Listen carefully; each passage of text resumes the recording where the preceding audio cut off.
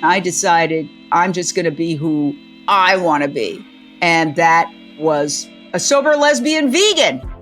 Take it or leave it.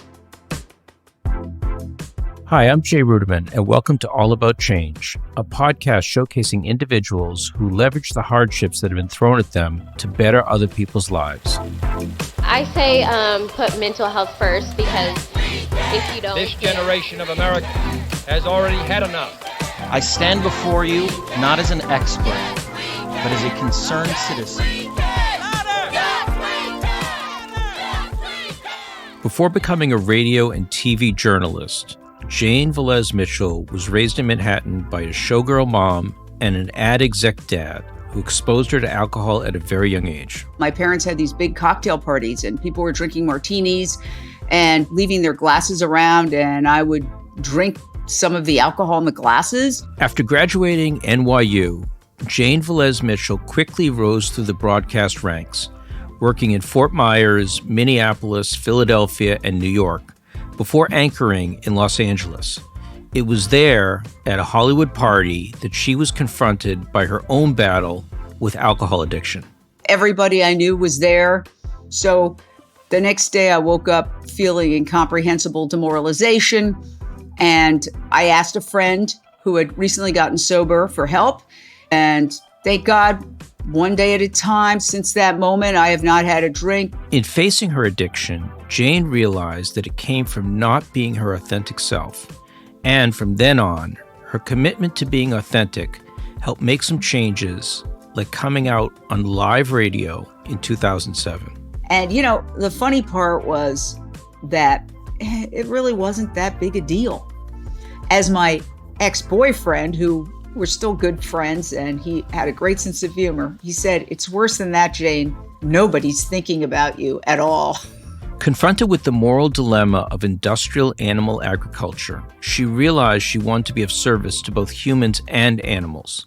So she became a vegan and founded Unchained TV, a free network advocating for the health, ethical, and environmental benefits of plant-based living. You can't solve the climate crisis without looking at animal agriculture. People are just talking about electric cars. The United Nations itself did a report back in 2006 that said animal agriculture is responsible for more greenhouse gas emissions than all transportation combined. Jane Velez-Mitchell, thank you so much for being my guest on All About Change. Let me just jump right into it. You've had a very storied career, but what I find inspiring about your story is the incredible change in mindset that you were able to accomplish. First, with your choice to get sober in 1995. For those of our listeners who are not familiar with your story, let's start at the beginning. Can you tell us what happened growing up in Manhattan? Well, I grew up in Midtown Manhattan, directly across from Carnegie Hall, so you can't get more Midtown than that, 57th and 7th. I had a very fascinating childhood. My dad was a Madison Avenue advertising executive straight out of Mad Men. Never knew a pair of jeans, drank the martinis and smoked the Pall Malls and had a pipe as well. And my mom was from Puerto Rico. She was a showgirl, a dancer, and she had her own dance troupe, Anita Velez Dancers. And my parents met because my father was a great ballroom dancer. He was Irish American, and my mom was a professional dancer. And they liked to stop traffic. They'd like to go to these parties back when there were live bands and everybody did ballroom dancing. And, people would watch them because they were so good at it. So I was exposed to a lot of cocktail parties as a child. My parents had these big cocktail parties and people were drinking martinis and leaving their glasses around. And I would drink some of the alcohol in the glasses. When you were finishing off the ends of the drinks of your father and people at the parties, did people understand at that time what addiction was? Were you aware that you could be developing an addiction to alcohol? Well, my father was a high-functioning alcoholic. I mean, it's a self-diagnosed disease. He's no longer with us.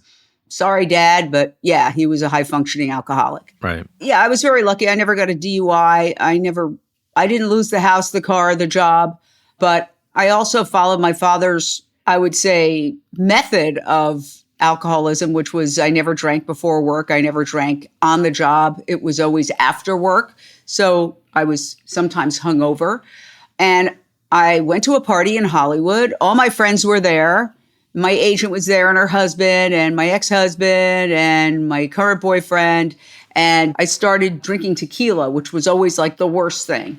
I could keep it together if I had Chardonnay, but with tequila, all bets were off. And I, got wasted and went into a blackout. And the next thing you know, I was being taken out of the party. And I was like, why are we leaving? Why are we leaving? And, it was embarrassing because everybody I knew and cared about was there. But that was really good because it was like, this is your life. They were all there at once. There was no making it look good. And the next day I got help. And that was the last day I ever had a drink. So right now it's 28 years. By April Fool's Day, it'll be 29 years. So I've often said my worst day sober is better than my best day drunk. Well, first of all, congratulations on that. That's a huge accomplishment. Did someone say something to you like, Jane, you need to get some help? Or was this something that you just came to and you said, I need to make a change in my life? No, I think only your good friends, your true friends will tell you you have a problem. A lot of my fair weather friends were like, oh, you were fine. Don't worry about it. It was fun. But there were a few true friends, like this friend of mine that I went to college with who had gotten sober himself, who told me, you've got to stop drinking. And first I said, you're not my mother. But after that experience, I called him up and I said, you're right. I'm turning myself in. That's literally what I said. And I find that in situations like this, only your true friends will tell you. But that you can't drag anybody into sobriety who's not ready. It's literally only the person who has the issue can declare that bottom hit. So that's the nature of addiction. The nature of addiction is there's a substance or a behavior you can never successfully negotiate with. And the only power you have is the power to not negotiate at all, to walk the other way. And so it's a dichotomy. The power is in admitting you're powerless. I was very blessed that after I had some clarity and I was able to see, wow, okay, this is life on life's terms. Sure, there will be dark moods, but you don't have to drown them out. You can just sit through the feelings. They don't last forever. And so after having some clarity, I made some big changes in my life. I realized that one of the reasons that I was drinking was to suppress my sexuality, and I came out as gay. And that was another miracle, getting sober, coming out as gay. And then what I did afterwards is realize that I have certain values. I like to consider myself a compassionate, kind person. And I decided to align my behavior more with those values. So I became a vegan. And I started to do work to wake people up to the horrors of industrialized animal agriculture. All of that would not have happened. None of that would have happened had I still been drinking. And so I was really able to restart my life on a much better footing and be present and figure out who I am. And I have this as a refrigerator magnet. Oscar Wilde says, be yourself, everybody else is already taken. Right. And I think that's one of the best statements because I'll speak for myself. I was trying to be whatever my father wanted me to be, my mother wanted me to be, and society wanted me to be. And I decided I'm just going to be who I want to be. And that was a sober lesbian vegan. Take it or leave it. Right. Can you talk about coming out and why you came out? And you came out at a time where it wasn't like it is today. It wasn't as accepted. And what was the fallout from coming out? I was one of the first on-camera TV journalists to come out. Now, I didn't do a deep dive undercover investigation into this, but there may be people before me, but I don't know too many. Okay. As far as especially lesbians. Okay. So what happened was I fell in love with somebody, a woman, and I was living with her. And I was also doing some freelance work at KABC Radio. And I was co-hosting with this, what they call a log cabin Republican, which is a gay Republican. And we were talking about Senator Larry Craig, the toe-tapping senator who was caught in the Minneapolis-St. Paul airport bathroom and who hotly denied that he was doing anything but go into the bathroom. But it was the topic du jour. A lot of people were talking about it. And so we were talking about that. And you know how radio is. It goes on for hours. It's TV, you'd have a 2-minute or 3-minute segment. We were talking about this for like an hour and 45 minutes. And my co-host was talking about how he came out to his mother and blah, blah, blah. And I was just starting to get this horrible feeling of hypocrisy. Here I am sort of talking about this other person's alleged hypocrisy. And I'm living with a woman and I haven't told anybody publicly about it. So at that moment, I had like a crisis of conscience and I felt icky. I called my girlfriend at the time and I said, turn on KBC Radio. I'm going to come out. So after the commercial, I did. I came out. I said, well, I live with a woman, and I don't even remember what I said after that. And, the funny part was that it really wasn't that big a deal. As my ex-boyfriend, who we're still good friends, and he had a great sense of humor, he said, it's worse than that, Jane. Nobody's thinking about you at all.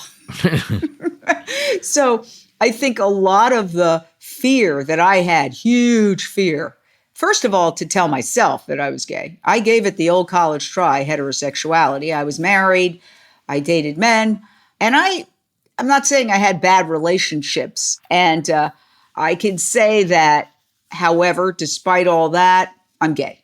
And it took a lot of basically, therapy and getting sober. Once I didn't have the alcohol to hide behind, it became harder for me to lie to myself. Once that was taken away and I had to live life on life's terms, I literally started realizing, why do I want to go through my life like lying about such a key aspect of my personality? I don't think it's about sex as much as it is about being true to who you are. Again, as Oscar Wilde said, be yourself. Everybody else is already taken. And I think that the courage to be myself resulted in me coming out. And I'm very happy I did. Sure, there was some gossip. But then when I actually came out, I was just freelance. And I'll be honest, it helped me come out that I was freelance. If I had been under contract somewhere, it might have been trickier. But I was freelance, and so I took the opportunity. So I want to transition to talk about your choice to adopt a vegan lifestyle. Was that in response to your addiction and how you dealt with your addiction, or how did you come to that decision that you're going to lead a vegan lifestyle? Well, I kind of grew up in a pescatarian household. My mom, who's from Puerto Rico, was a pescatarian. And my father, who was, had grown up on corned beef and cabbage, switched. We thought we were vegetarians, but we weren't. We ate fish, we ate eggs, we had dairy, and it wasn't strict. Like if Dad on Thanksgiving might grab a slice of turkey, but we never had meat in the house growing up. It just wasn't something. We never cooked. Neither of my parents really knew how to cook. We went out to dinner every night, most nights. And I guess that helped me get on the journey.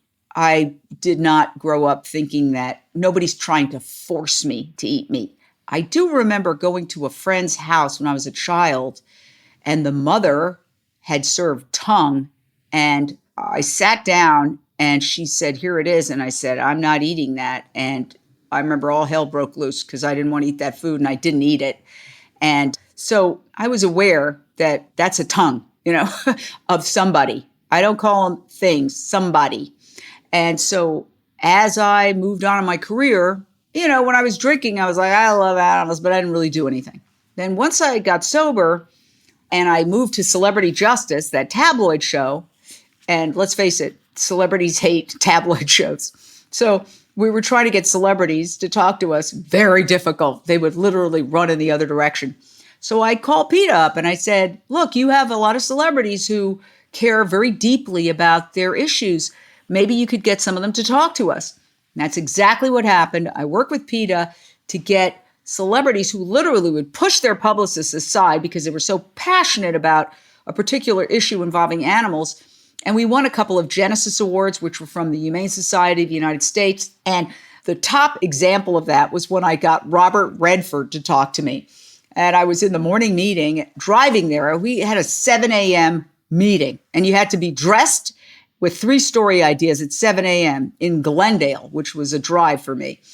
And I'm there driving to work, and I hear Natural Resources Defense Council is opening up a new green building in Santa Monica, and Robert Redford is going to be there to inaugurate it. And I thought, wow, I had just gotten a letter, one of those mass letters that celebrities send out, from Robert Redford talking about the military sonar impacting the whales. It makes them crazy. It drives them crazy. The sonar just destabilizes them. So at the meeting, I said, I'd like to go interview Robert Redford. And I was told, well, if you get a one-on-one, you can do the story. Now, you know how hard it is to get a one-on-one interview with Robert Redford without, any plan? So I drove to the Natural Resources Defense Council building. And I said to the guy outside, I said, look, I'm on your side. I'm an environmentalist. Help me out here. He goes, he's coming in the backside. So I go in the back. I hide behind a dumpster. I had a wireless mic. My photographer was hiding behind another thing. Sure enough, Robert Redford pulls up looking every bit the movie star in a red Thunderbird convertible. And he hops out and I said, Mr. Redford, I got your letter about the whales. And he just looks at me and he just walks in the building. So then we all assemble for the news conference on the rooftop. Now, this is what a nice guy he is. He walks by me and he goes, Miss, I'm going to answer your question about the whales. Just let me do this news conference. So they do the news conference.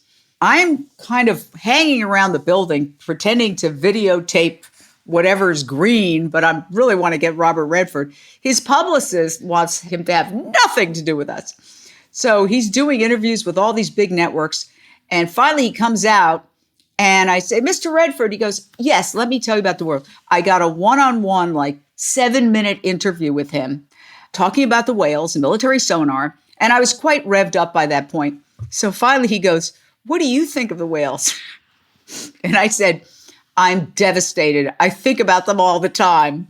Let's talk about society.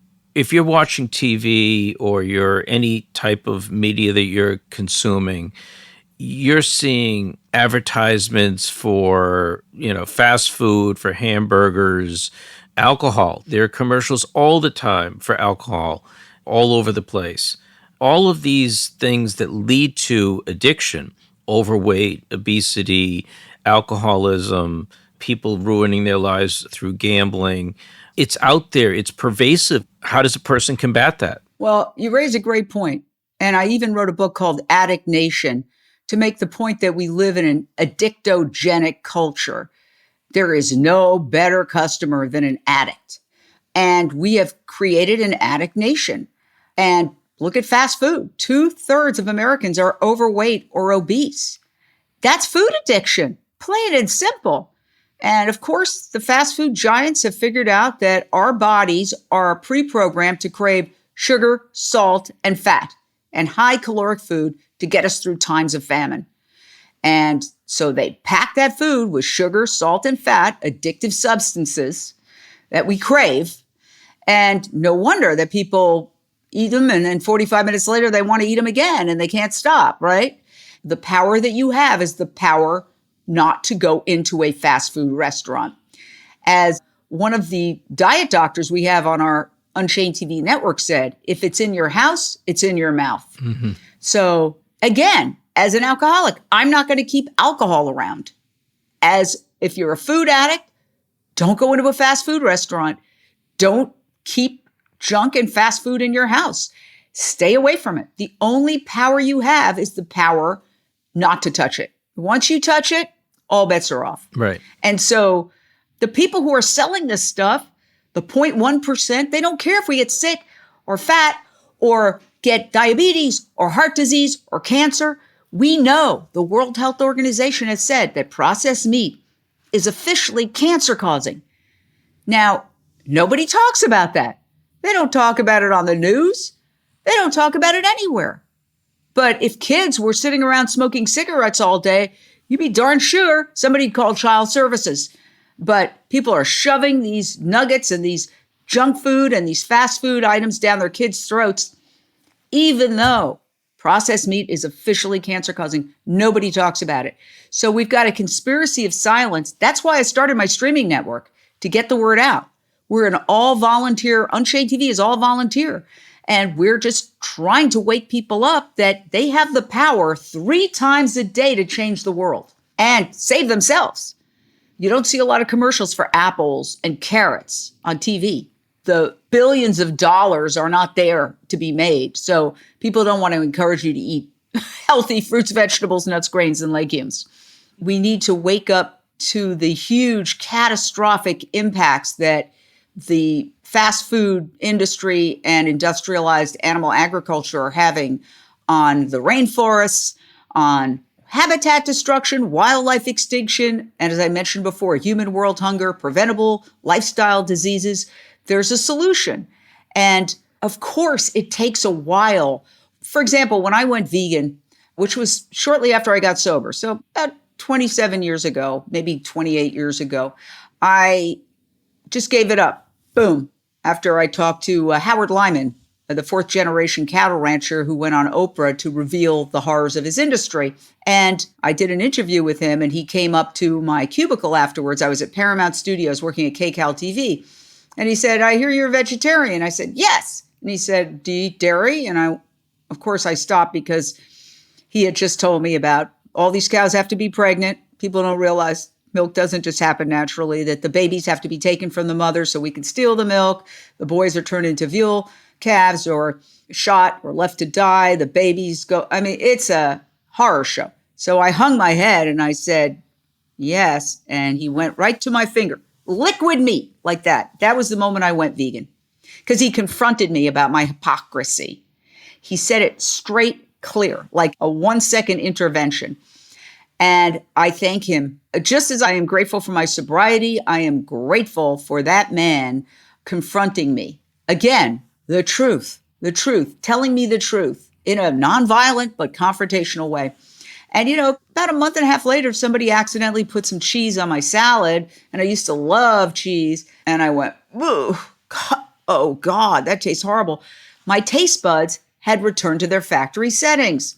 It takes about a month or maybe 3 months. There's a reason why rehab is at least 28 days generally, but sometimes 3 months, because it takes a while for the body to rid itself of toxins, to rid itself of sort of those programmed cravings and get back to what you really are as a person. So you are what you eat. What do you say to someone who is like, this is too hard, to make a hard stop and to say, I'm moving away from this. This is just too difficult. How do you answer that? Well, it is difficult. Anything worthwhile is going to be difficult. And it's really a mathematical calculation at the end of the day. Are you going to be happier continuing with that habit and looking and feeling the way you do? Or are you going to be happier taking the path least traveled and finding another way where mind, body, spirit is in alignment, and you wake up every day feeling energized and ready to go out there and experience this temporary life of ours? That's another thing I say to myself every day. This is a temporary experience. Do I do it perfectly? Hell no. I want to get back to your profession as a journalist. How did you first get into the field, and what were you looking to do? What stories were you looking to cover? Well, I actually talk about teenagers. I was pretty much the same person I am today, protesting. And I was the kid outside, leafleting outside the high school building. And I would attend a lot of protests and marches. And that was, of course, during the time of the Vietnam War, all the uprisings. And so I was interviewed quite a few times by reporters. And I said to myself a couple of times, I could have done better. Those questions were not good. I could do better than that. So when I graduated from high school, I went to NYU and I just literally checked off broadcast journalism. And I didn't think a whole heck of a lot about it. So I went to New York University, graduated, and I got a job in Fort Myers, Florida. And I got a job, and then I immediately after about a year and a half there, got another job. I wanted to move up. And so I moved from Fort Myers, Florida, which was a tiny little town where nothing really ever happened, although adorable, to Minneapolis, which was the worst culture shock. I've been all around the world. It was 45 degrees below zero with the wind chill when I arrived, and I had been hired over the phone. Imagine going from Fort Myers, Florida to Minneapolis in the dead of winter. That is a big difference. And then I went to Philadelphia, and I spent a couple of years there. I was always an anchor reporter. And then I got a chance to come back to my hometown, and I worked for 8 years at WCBS TV. It was really great to be back home. And I lived there for 8 years, reporting and anchoring. And I was kind of over it, because when I grew up in Manhattan, it was a lot of good times and parties and fun times. But when you're covering crime as a crime reporter, which most local news reporters are pretty much crime, you're seeing parts of the city and things that are, I saw dead bodies on the street. And so after about 8 years of that, I got an opportunity to be a weekday anchor here in Los Angeles, and I jumped at the chance. And I had the best time. I thought I'd died and gone to heaven. I had a nice parking spot on the Paramount lot, and I'd walk around and I'd see people in costume. It was one of the most fun times. And I worked there for about 12 years as a reporter and anchor. And while I was there, I ended up covering the Michael Jackson child molestation trial in Santa Maria, California. And I ended up being Nancy Grace's reporter. She had a show on CNN Headline News at the time. And this was a trial that the whole world was obsessed with. Hundreds of media from around the world, fans coming from all over the world to watch this trial. Rumors swirled around Hollywood after 2 of Jackson's homes were searched over the weekend by Los Angeles police. Police sources confirm allegations of child abuse are being investigated. And I was on every night talking about it with Nancy Grace. And after the trial, the show ended right around the same time. And so at one point, I was just sitting here. The show had ended. I didn't have a job. And somebody called me and I said, hello. And they said, hey, how would you like your own show on CNN Headline News? I said, absolutely. And they said, good, we're going to call it Issues with Jane Velez-Mitchell. And I said, great, because I've got a lot of issues. And I got on a plane, went to New York, went right to my mother's house, because CNN was literally 2 blocks away at the Time Warner Center on Columbus Circle. And I moved in with my mom, who was in her 90s by that point. When I got hired, I said, would you mind if I did a little animal segment once a week? And they said, no, we don't see a problem with that. And I started doing my animal rights once a week, every Friday. And it was amazing. It was so wonderful to be able to do reports on things that I cared about, along with all the other stories, which were primarily crime. And I'm not a crime buff. I'm not that obsessed with crime. I don't watch crime shows. But the idea that I could do something that was close to my heart once a week really made me happy. And then as soon as that ended, and I had a nice run, they gave me all my social media. We left on great terms. I was appreciative. I thought I was going to be there for 2 months. I was there for 6 years. I decided now's the time. It's probably the end of the run professionally. So let me start doing what I really care about, waking people up to the need to show compassion to other beings on this planet. And I've turned it into a nonprofit. And now it's a streaming television network, which is almost 2,000 videos, documentaries, cooking shows, talk shows, just everything you need to know about the environment, about climate change, how we have the power to literally reverse climate change through our diets. I will say, it's the last thing I'll say, I'm not going to get on my soapbox, but the New York Times just recently published an article, you can look it up, about an Oxford University study that showed that heavy meat eaters, which is most Americans, the average American eats more than 66 pounds of pork a year. Heavy meat eaters can reduce their greenhouse gas emissions footprint by 75% by switching to a plant-based diet. Now, to my point, do you think any other media picked up on that? No.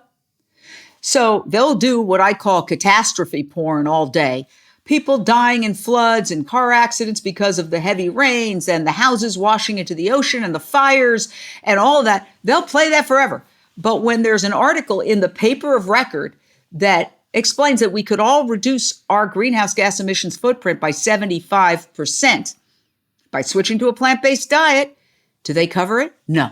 So, Jane, you're incredibly honest about what you've gone through in your life and your career, which is very refreshing because I don't encounter that, all that often. But give us some insight, someone who's listening, who's looking to make a meaningful shift in their life, in their diet, in their lifestyle, career, their activism. How would you tell someone to make a significant change in their life and stick with it? Well, first of all, I don't want to put myself up here like, oh, I'm the person with all the answers. Like I say, I've made a ton of mistakes. And I feel like, well, one of the keys to sobriety is you talk to somebody else who has the same problem. So there's an equality there, and it's not one person above the other. So I'm not coming from any lofty pedestal where I've got all the answers. Far from it. But I could only share what's worked for me is I feel that being of service and trying to stay out of ego, very hard. We all have egos. I have an ego. It's in the hard drive. You can't totally get away from it. But trying to be of service to others and also to look at our own behavior and see where changes can be made, where we do less damage, cause less suffering. And it happens to be a lot. Like I was uploading videos for our global streaming network on Shane TV. And we decided to create a sustainability category. And I'm uploading all these videos about composting. And after I looked at the third one, I go, I'm a total hypocrite. I'm uploading videos about composting and I don't compost. So I said, you know what? I got to start composting.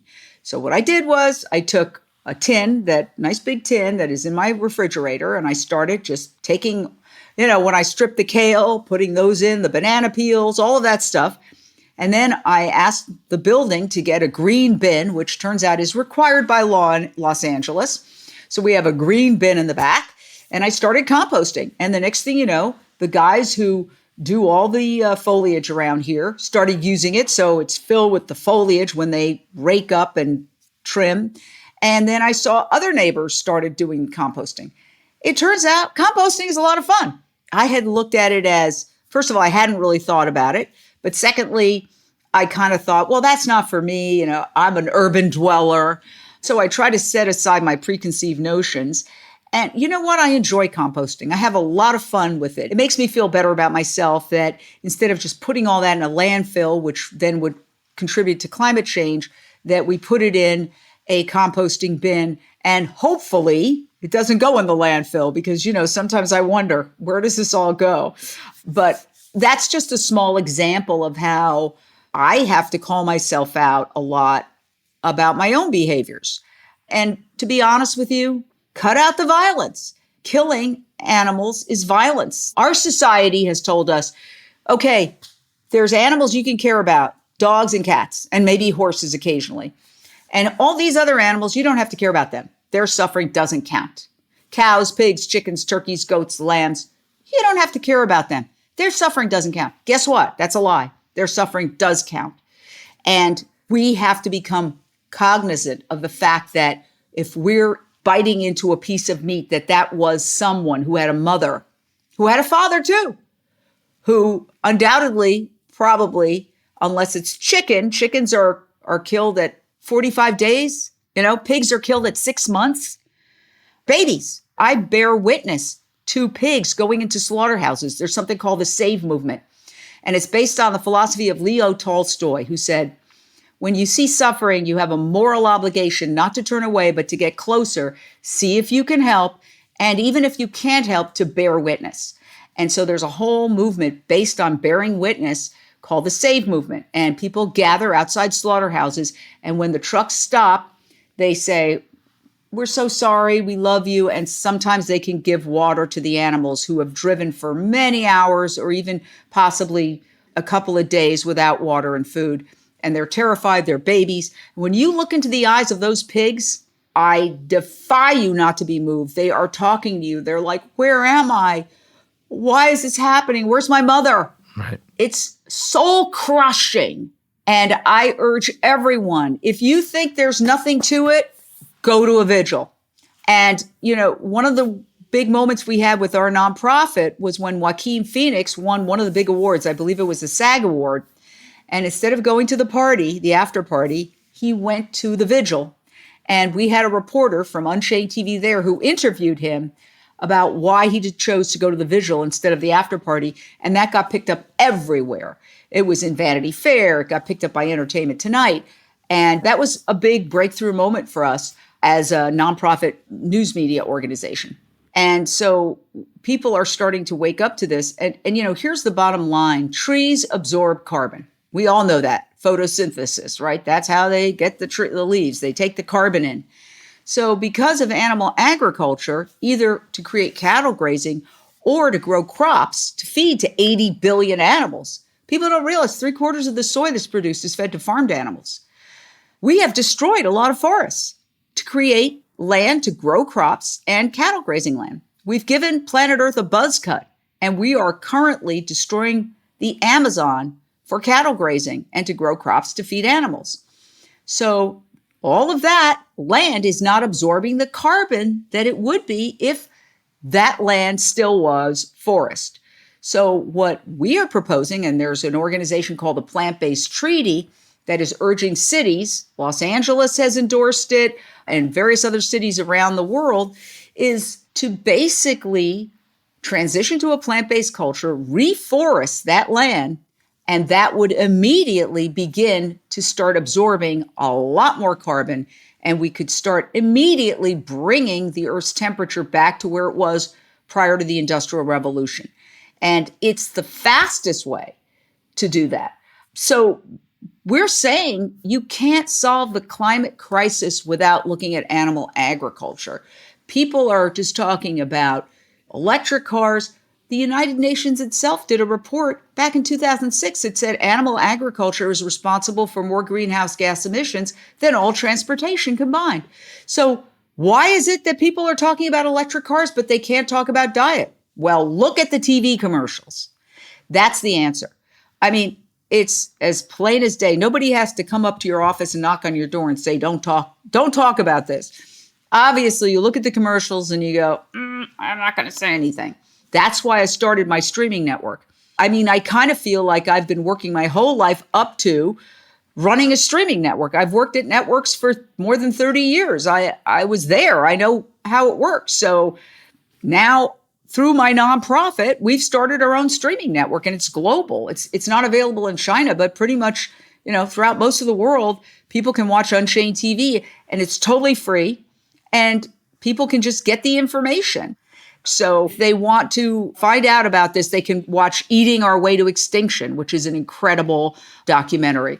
We just got McLibel, which is a documentary about the longest trial in England, 2 people who stood up to McDonald's.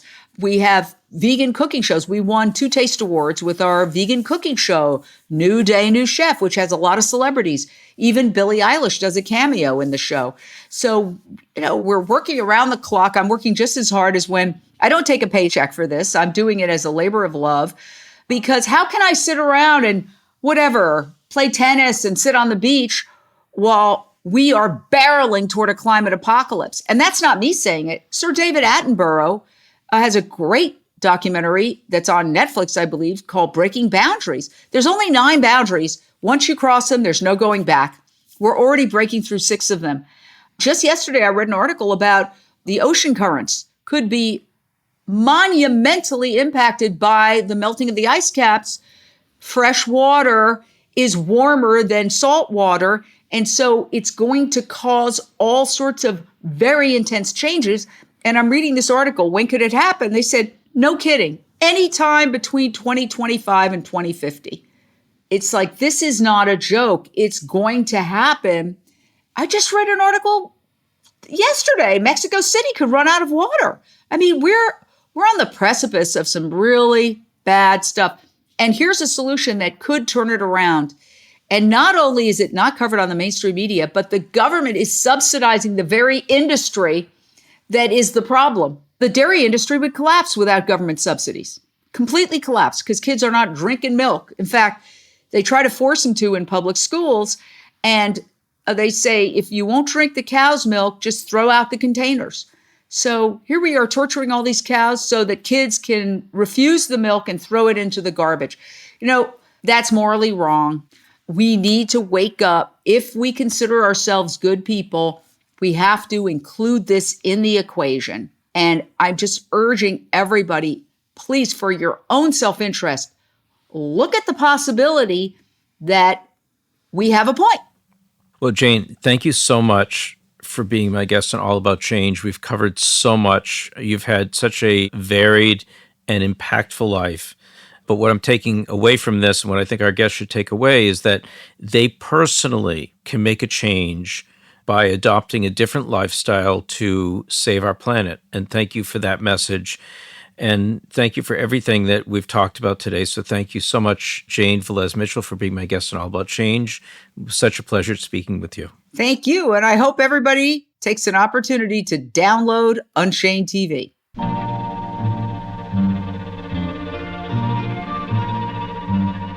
Jane Velez-Mitchell's energy and drive is truly inspiring to me. On top of her extensive career as a broadcast journalist, she's also a New York Times best-selling author. She continues to be an outspoken advocate for animal rights and environmental sustainability to make the planet better for all of us, and her work never stops. That's it for today's episode. Join us 2 weeks from today for my conversation with someone whose activism has lasted as long as his career, actor Ed Begley Jr. Today's episode was produced by Rebecca Chasson, with story editing by Yochai Tal and Mijan Zulu. To check out more episodes or to learn more about the show, you can visit our website, allaboutchangepodcast.com. If you like our show, spread the word, tell a friend or family member, or leave us a review on your favorite podcasting app. We'd really appreciate it. All About Change is produced by the Ruderman Family Foundation in partnership with Pod People. That's all for now. I'm Jay Ruderman, and we'll see you next time on All About Change. Au revoir, but not good.